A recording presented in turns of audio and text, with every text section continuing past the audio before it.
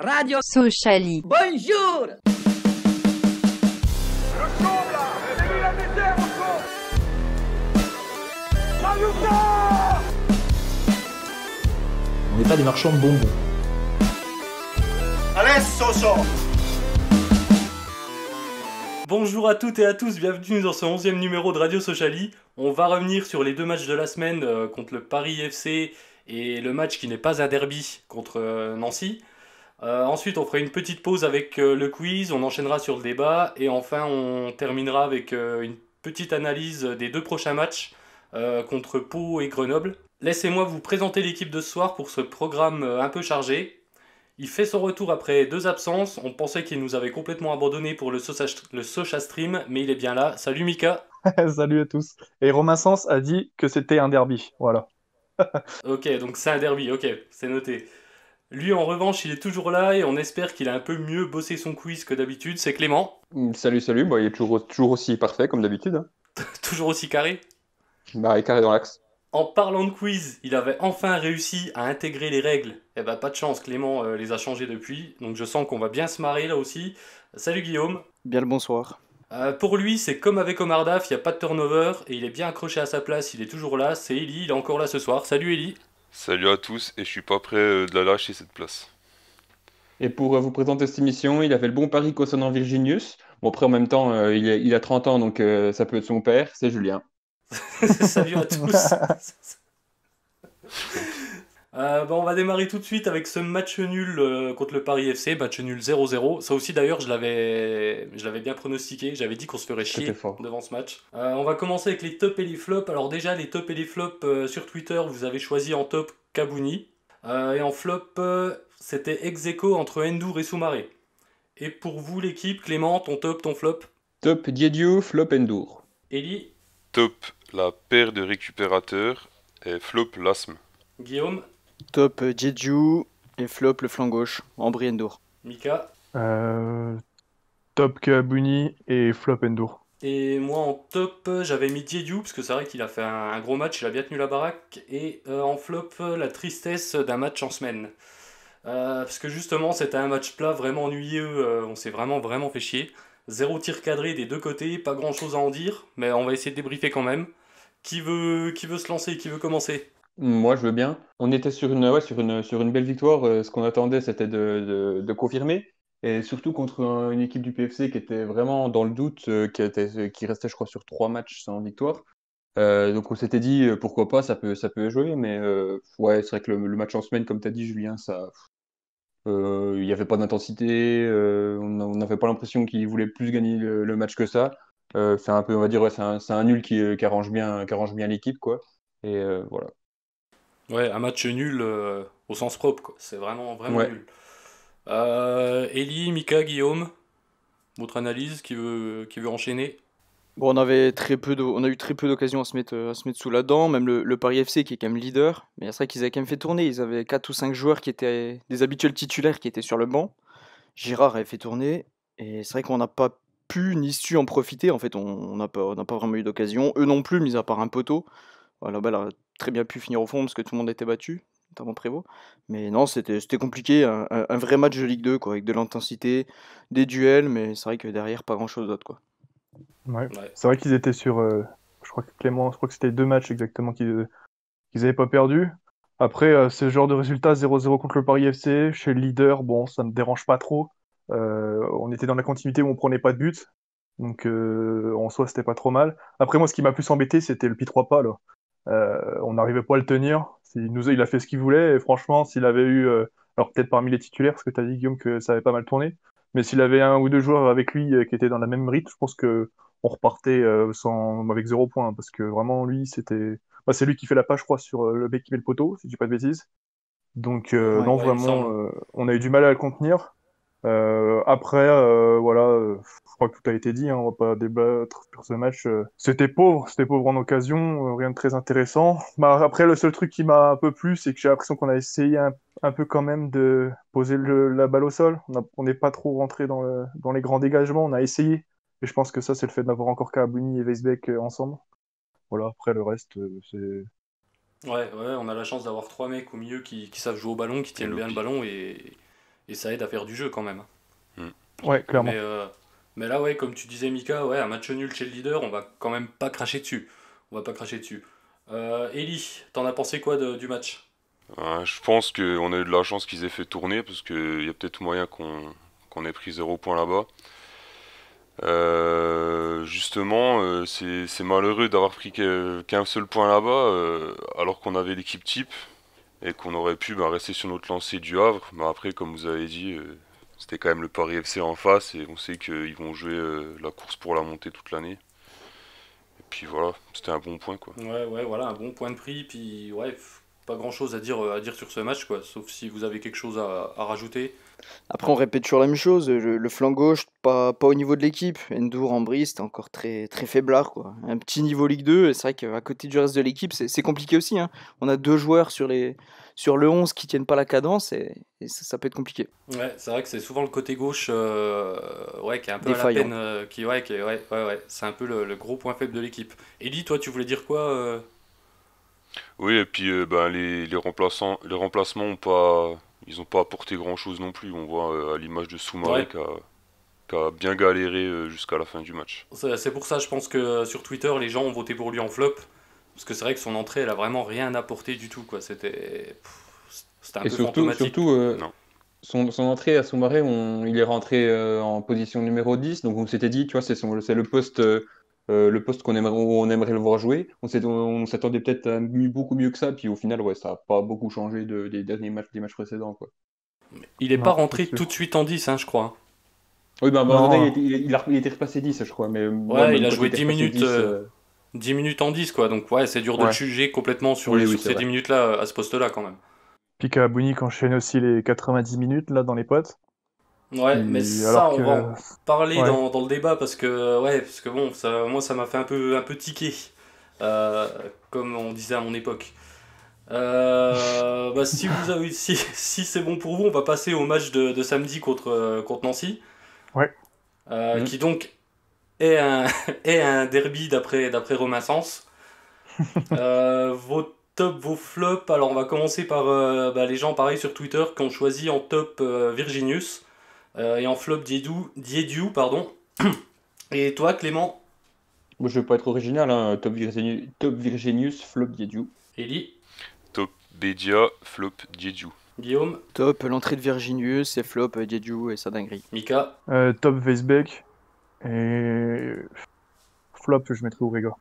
Moi en top, j'ai mis Virginius pour son premier but et en flop le coaching de Daf. Ouais, ce match assez tendu quand même, un peu, enfin pas très. D'ailleurs, je crois Mika t'en avais parlé dans Social Stream, pas très bien tenu par l'arbitre. L'interview de Virginius, c'est la première chose qu'il dit d'après-match, quand par rapport à son but. Première chose qu'il dit, c'était match haché, et c'est Ouais, ça.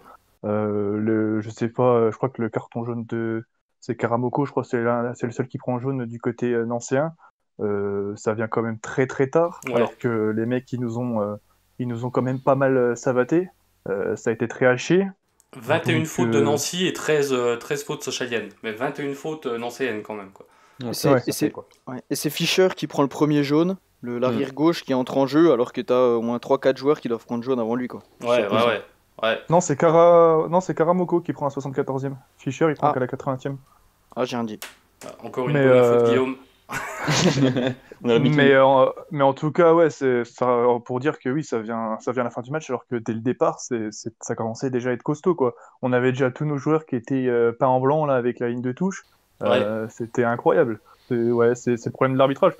Après, ça n'excuse en rien Didiou, son geste, son rouge. Mais Justement, je voulais ouais, qu'on enchaîne là-dessus parce que c'est vraiment quelque chose de stupide et on commence à être habitué avec Diediou. L'an dernier à Lens, c'est pareil. Il enchaîne les ouais, bons matchs et là, il craque, il te fout un coup de boule. À chaque fois, un coup de boule en plus, quoi. ouais, Et c'est un puis nerveux, hein. voilà, carton rouge et il va encore prendre 3-4 matchs minimum de suspension. Bah oui, puis c'est mérité, quoi. Il en avait déjà fait un il y a pas longtemps, non? Qui a pas été. Ouais, en début de Ouais, saison, ouais, je sais ouais. plus Ouais, quoi il qui avait même pas c'était, mais pris jaune, je c'était crois. pareil. Ouais, mais l'arbitre l'avait Ouais, pas vu. il aime trop ça, Ouais. quoi. C'est abusé. Je pense qu'à l'échelle de sa Et carrière, c'est il a dû dommage. prendre que pour ça des cartons rouges, hein. Des fautes, euh, des fautes stupides qui servent à rien. Et puis voilà, ça nous fout dedans comme chaque fois. Ouais, alors que c'est un des plus âgés de l'effectif, voire même le plus âgé, je crois. Ouais, c'est ça, ouais. Ouais. Ouais, je crois que c'est le plus vieux. Ouais. Et ça Ouais, devrait être Pogba. justement le plus calme, celui qui. Ouais, le patron, quoi. Et Ah à bah chaque ça fois, doit il être un craque cadre, comme hein. ça. Ouais, c'est ça. Pourtant, il incarne quand même la sérénité quand tu le vois jouer. Et le mec, tu te dis pas que du jour au lendemain, il va te foutre des coups de boule sur des Il joueurs fait en un bon pleine match, hein, action, quoi. mine de rien. Avant l'heure de Bah jeu, oui, là, enfin, il avant fait que son des bons carton matchs rouge, depuis le début de l'année. Ah bah oui, hein. Paris Pour FC ça nous tient la que... baraque, là, pareil. Pour ça que moi je l'ai même pas mis dans les flops, parce que c'est vrai qu'il y a cette action-là qui est malheureuse et elle est complètement condamnable, mais au final il fait un bon match, hein. Le mec il a rien à dire, hein. Il est présent. Ouais, D'ailleurs je sais pas, du coup on va avoir Moltenis je pense. Ouais, je pense. Oui, Hein. j'espère qu'il va vite revenir à un bon niveau, parce que quand on l'avait revu c'était compliqué. Je crois que c'était contre Niort. Mais Martial il revient seulement de blessure je crois, donc c'est encore pas pour maintenant. Mais ouais non c'est vrai que... Après... c'est un enchaînement, quoi. On se dit, c'est genre, parce que là, Omar Daf, il a dit en conférence de presse que c'est le rouge qui nous met dedans, après on se fait égaliser, mais c'est faux, c'est l'inverse. Non, non, c'est vrai. On prend l'égalisation sur une action un peu bizarre, on n'a pas vu le ralenti, on voit pas l'action, Weisbeck, il est au sol. D'ailleurs, il sort après, je crois. Non, il sort Faute pas, de je dis marquage. des bêtises. Mais en tout cas, il est au sol, et derrière, tu prends but. Il est tout seul, le mec, bon, à bout portant. Et puis ouais, après il y a le rouge, c'était. Puis je sais même pas s'il y a eu un geste, parce que tu sais, on voit même pas que l'autre il a eu un mauvais coup. Alors je sais pas Ça s'il va a dit vite. quelque ça chose, va mais vite. il y a rien quoi. Il y a pas l'air d'avoir. Je pense qu'il n'y a rien eu. Ouais, c'est ça qui est. À Lens, il n'y avait rien eu non plus. Hein. Ouais, je sais pas pourquoi il fait ça. Je Ouais, comprends pas. Alors Ouais. que. Non, vraiment, Il craque, quoi. On a l'impression que c'est psychologiquement, il est, je sais pas, il arrive pas, puis tout d'un coup, il se met. Non, mais c'est surtout que là, il va prendre cher. Hein. Pour récidive, Bah oui. il Ouais, va parce que prendre c'est 6 récidive, matchs. ouais. Hein. Ah bah oui, c'est récidive. Ouais. La commission de discipline, ils vont pas être cléments avec lui. Hein. On parle de la deuxième mi-temps, mais première mi-temps, c'était catastrophique pour nous, hein. Face à une équipe malade comme Nancy, leur laisser la balle autant. Bon, ils ont fait un jeu à la belge, à faire des passes latérales entre centraux. Ils n'ont pas fait grand-chose de la balle, heureusement. Ce qui est con, c'est qu'on arrivait à récupérer le ballon assez haut. Je me souviens de Westbeck en première mi-temps, qu'on a récupéré au moins 3 assez hautes, mais malheureusement, ça ne suit pas devant. T'as pas assez d'appels, donc il fait rien que la balle. Mais c'est quand même dommage. C'est quand même dommage de ne pas avoir pu accélérer en première mi-temps et pas avoir eu d'action. Ouais, c'est vrai on en qu'on n'a revient pas toujours fait au le même, jeu. hein. On en revient toujours au même. On n'a pas eu une seule action. Surtout que j'ai trouvé que Bedia, sur ce match, il a quand même fait un bon travail de pivot. Et puis, il a même pu offrir une passe décisive à Virginius. Ouais. Donc c'est dommage de pas avoir pu plus l'exploiter sur ce match, quoi. Exactement. Ouais, exactement. Mais c'est notre côté gauche aussi qui nous met dedans à chaque fois, hein. C'est Urega, oui, transparent comme encore, à hein. chaque fois. D'ailleurs, il sort à la mi-temps, je pense que c'est C'est coaching, ça. hein. Puis c'est coaching gagnant, puisque au bout de même pas 10 minutes, après, t'as Virginius à droite et t'as Lasme à gauche, et puis ça fait but, quoi. D'ailleurs, première action, je crois que Virginius donne pour Lasme, ça s'envole. Ouais. Et après, c'est balle pour Virginius, et le mec, il a juste, avec facilité déconcertante à 17 ans. C'est cool de le voir marquer, Virginius aussi, parce que sur les autres entrées qu'il avait fait dans les différents matchs, les précédents matchs, à chaque fois il avait des moyens, il avait moyen de tirer, mais à chaque fois il passait la balle, on ne savait pas s'il il osait pas à cause je sais pas, de la pression, enfin, c'est les premiers matchs en pro, etc. Et là, Ouais. du coup, ouais, il a bien pris sa chance, donc c'est cool qu'il marque, quoi, c'est mérité. Ouais, grave, on est super content pour lui, quoi. Le mec, il a quand même des meilleurs stats que Urega et Soumaré, quand même, c'est grave. C'est pas compliqué, hein, cette saison. Non, mais voilà, je trouve ça quand même très grave. Un but, une passe D, ouais. Ouais, c'est un tout. but, une passe D, et en temps de jeu, il a même pas un match complet, quoi. À propos de match complet, on peut revenir sur Kabouni. Ouais, mais on va en parler plus dans le débat par rapport à sa blessure, tu veux dire? Ouais, par rapport à sa blessure, on perd quand même 2 joueurs sur blessure sur ce match, quoi. On va en parler plus dans le débat parce que justement ça va concerner la gestion d'effectifs avec l'enchaînement des matchs. Donc ce sera plus approprié dans le débat. En attendant, on va faire une petite pause en passant au quiz. Clément, je te laisse rappeler les règles. Guillaume, écoute bien. Et je te laisse la main, vas-y. Ah, mais Guillaume, il va bien écouter. J'imagine qu'il a écouté le quiz la semaine dernière et il sait comment ça fonctionne. Donc, on va plus faire les 5 questions. Je vais vous donner un thème. Il faut que vous trouviez la liste des joueurs. Là, pour le coup, c'est des joueurs qui remplissent les cases. Et ça va faire 3 points pour le premier, 2 points pour le deuxième, 1 point pour le troisième et le dernier n'aura pas de points. Ok. Si égalité, vous marquez le même nombre de points. Donc aujourd'hui, le thème, c'est les 12 plus jeunes buteurs de l'histoire du FCSM. On va commencer par ordre alphabétique. Donc Eli en premier. Virginius. Ouais. Par contre, j'ai noté, j'ai fait mes petites recherches et Le club a fait hier un article et puis il y a pas mal de fautes. Donc j'ai croisé ouais un peu les sources. Comme ça, voilà. Le mec qui se couvre par avant, genre s'il y a une erreur, c'est pas lui, c'est le club. C'est exactement ça. Non, mais j'ai fait par le biais de différents sites, donc comme ça, voilà. Ok. Ensuite, c'est Guillaume. Menez. Ouais, Jérémy Ménez. Julien. Stopira. Yannick Stopira, bien vu. Michael. Fernier. Fernier, Thierry Fernier, ouais, bien vu. Du coup, il était le plus jeune en 1981, âgé de 16 mois et 16 jours et 16 ans et 8 mois. On repart du coup. Konaté. Ibrahim Konaté, bien vu. Il est 5e, donc ça pareil. Il a marqué, ouais. Ouais, il a marqué en 2017 contre Niort, âgé de 17 ans et 10 mois. Bien vu. Ensuite, Guillaume. Je vais tenter Meriem. Non, Kamel Meriem, il n'est pas dedans. Je vous avais dit, hein, c'est les 12 plus jeunes. Julien. Pierre-Alain Fro. Pierre-Alain Fro, non. Il est pas dedans. Non. Ça aurait pu aussi. Il marque sur sa première entrée en pro, je crois. Peut-être, mais il est pas dans mon... Ouais, je le vois, il est 15e. Dommage. Ah bon, Ah, bah, j'aurais il noté est éliminé. Mika. Krausic. Krausic. Non. Non, ça oui, j'ai vu, mais c'était juste le plus jeune buteur en Ligue 2, mais c'est pas un joueur de Sochaux. Voilà. Bon, Bienvenue au club, Mika. On avait qui Erding peut-être, non? Ouais, Erding qui est 12e, Ah, donc merde. je vais vous Putain, dire je la suis liste. Thierry Fernier. Ensuite, il y a Fabrice Henry qui n'avait pas été cité par le club, à 17 ans et 6 mois en 1985. Donc on a dit Ménez, Topira, il y a Onguené qui n'a pas été cité. On a dit Konaté, Virginius. Il y a également Jean-Christophe Thomas, Jackie Collin, Jérémy Mathieu, Riyad Boudebouz et Mevlut Erding. Voilà. Donc, Elie, tu marques 3 points et le reste, vous êtes à 2 points. Merci à tous d'avoir participé à mon quiz. Ouais, donc merci Clément. Bravo à toi, Ellie. On va passer donc maintenant Merci, mec. au débat, je t'en prie. Avec l'enchaînement des 3 matchs, DAF a-t-il commis une erreur au niveau de la gestion d'effectifs et du coaching? Moi j'ai déjà un peu donné mon avis sur les flops, Mika aussi. Mais on va en débattre un petit peu. Parce que c'est vrai que ouais, Kabouni par exemple ça a été mal géré, t'as voulu en parler tout à l'heure Ellie, donc je te laisse la parole, vas-y. On sait que Kabouni, c'est un joueur qui sort des croisés. Depuis le début de la saison, Daf il se dit allez, j'essaie de le réintégrer petit à petit. Et là, bam, d'un coup, il le fait jouer 3 matchs d'affilée Ouais, en tant que titulaire. en tant que titulaire. Et comme par hasard, il se pète. Bizarre, tiens. Après, j'ai l'impression que c'est pas une grave blessure, c'est bizarre. juste qu'il a ressenti une fragilité au niveau de son genou, donc il a pas voulu trop prendre de risques. Mais enfin, après, voilà, on dit ça, mais on sait pas. Hein, puis, on connaît la communication du club au niveau des blessures, donc Ouais. Après, Kabouni, peut-être que dans 6 mois, on le reverra. on parle de Kabouni, mais il y a Ndour aussi. On sait qu'il aime bien aller à l'infirmerie. Et là, 3 matchs, 3 fois titulaire. Petite C'est pas blessure. Bizarre. Je m'y attendais pas aussi. Comme par hasard, Romain Sens n'était pas en sur fait, le banc. ce qui rend... Bizarre. Oh, Non, parce que moi je vais mais revenir, où c'est pour moi était-il l'erreur de DAF, elle commence dès le match contre le Havre. C'est-à-dire que tu mènes 3-0 au bout de 20 minutes et tu vois que tu tiens le match à la 60e, ça fait 4-0, je crois déjà.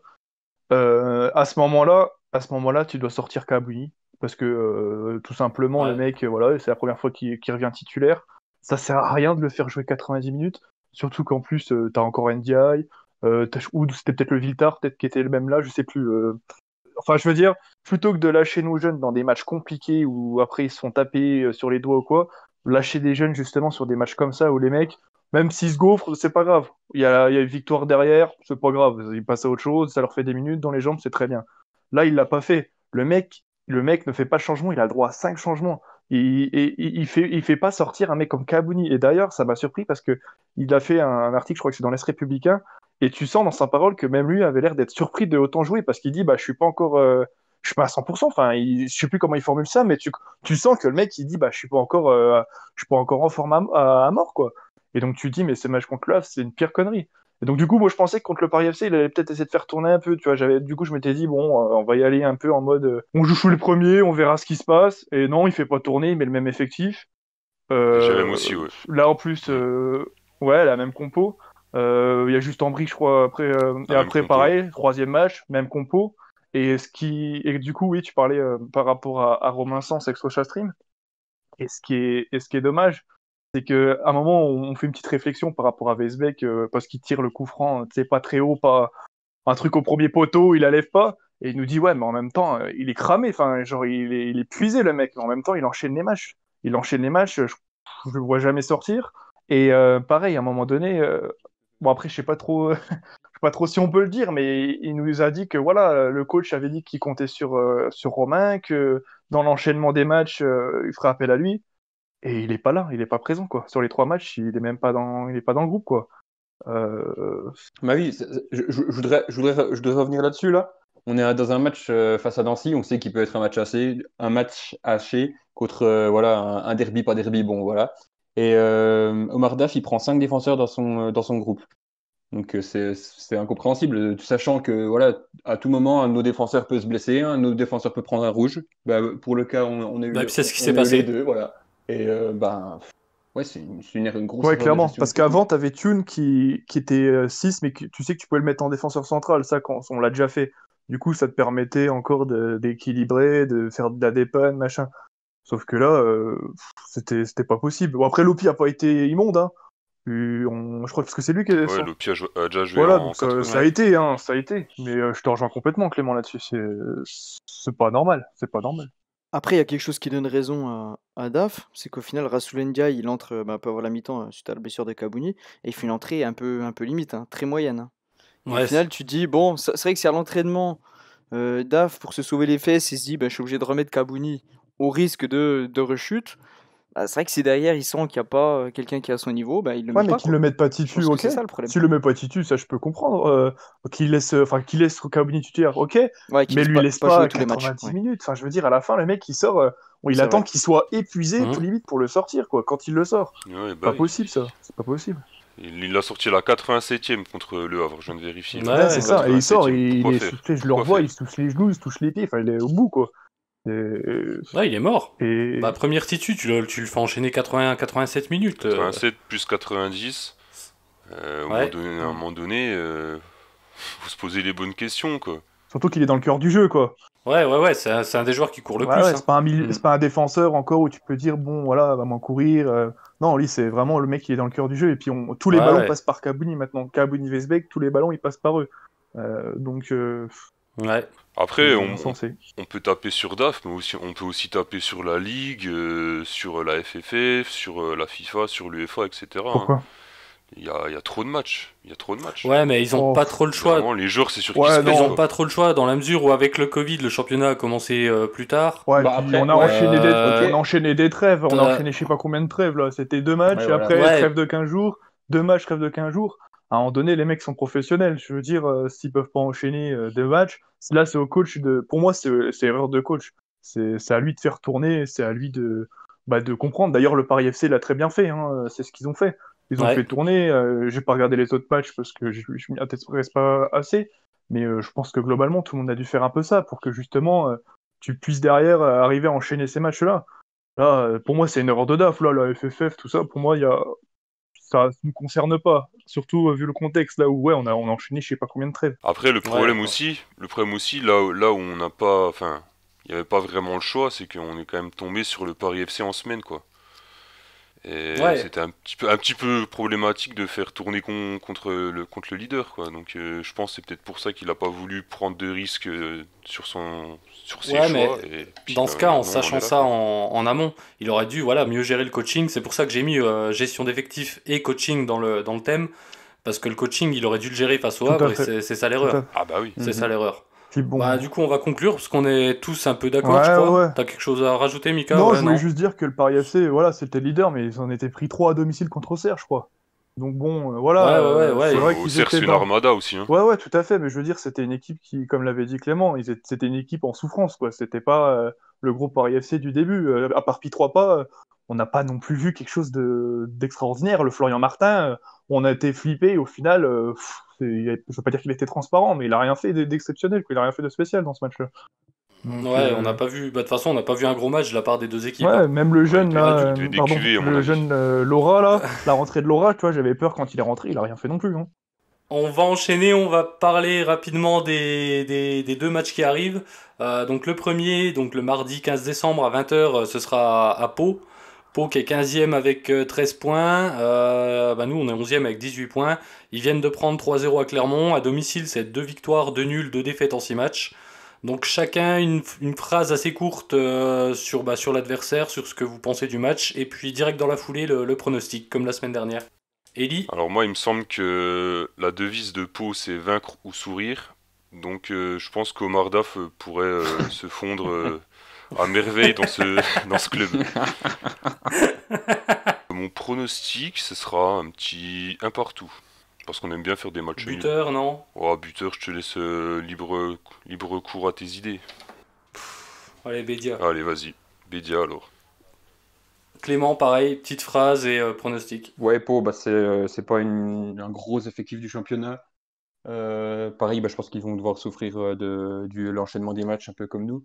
Et faut quand même faire gaffe parce qu'ils ont quand même réussi à battre Caen, notamment il y a 2 semaines. Non, la semaine dernière, le week-end dernier. On va dire, allez, victoire 1-0, but en Weisbeek. Guillaume? Pau, c'est un peu l'équipe, soit ils se prennent des branlés, soit ils mettent des branlés, c'est du tout au tout. Moi je pense qu'on va quand même réussir à gagner. Allez, victoire 2-1, parce qu'ils marqueront quand même. Les buteurs, j'espère que Nian va marquer et Virginius pour confirmer, en espérant que ce soit titulaire. Mika? J'ai regardé, en général, Pau, ils enchaînent pas 2 défaites d'affilée. Et ils ont perdu contre le Clermont, là ils seront à domicile. Je pense pas qu'on perde là-bas, mais je pense pas qu'on prenne les 3 points, donc match nul. Ouais, nul combien? 0-0. Et puis moi, j'avoue que Pau, je connais pas trop, je regarde pas trop les autres matchs de Ligue 2 en fait. Tout ce que je peux dire, c'est que si on ramenait pas un point de là-bas, ce serait pas de Pau.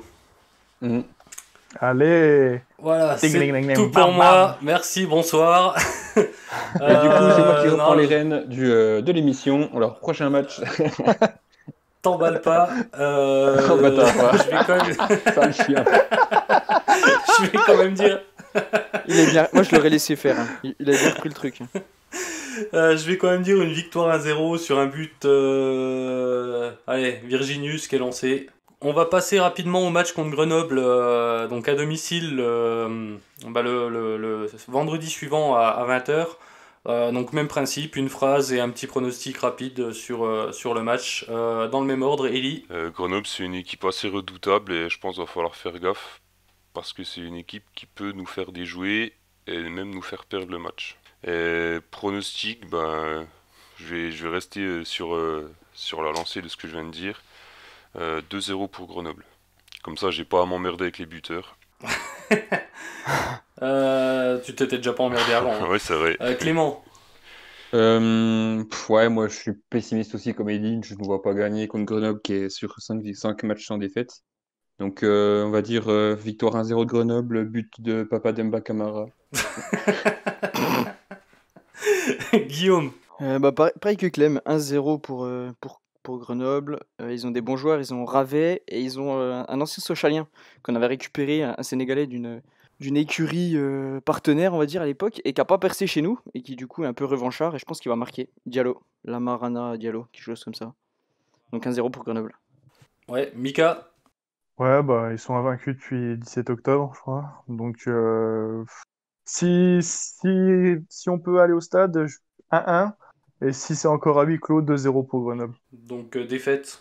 Ouais, mais je te dis, il n'y a que si éventuellement retour des supporters, je me dis sur un malentendu, une saccharine du Weisbeck, et tu vois, et faire lui 1-1.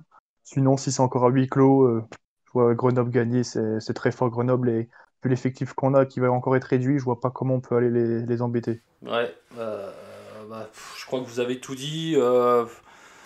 J'ai envie d'aller à contre-courant, je vais quand même dire un match nul. Allez, match nul 2 partout. Avec des buts de Weisbeck et de Nian. Allez, ce serait bien qu'il marque un petit peu. C'est donc la fin de cette émission. On se retrouve dans 2 semaines avec encore une fois 2 matchs à analyser. D'ici là, prenez soin de vous. Merci de continuer à nous écouter. Comme d'habitude, à partager ce podcast autour de vous. N'hésitez surtout pas. Et merci de réagir sur Twitter avec le hashtag Radio Sociali. On voit qu'il y a des fidèles chaque semaine et ça fait vraiment plaisir. Salut à toute l'équipe. Salut. Salut Ciao. tout le monde. Salut, ciao. Salut à toutes et à tous et rendez-vous dans 2 semaines.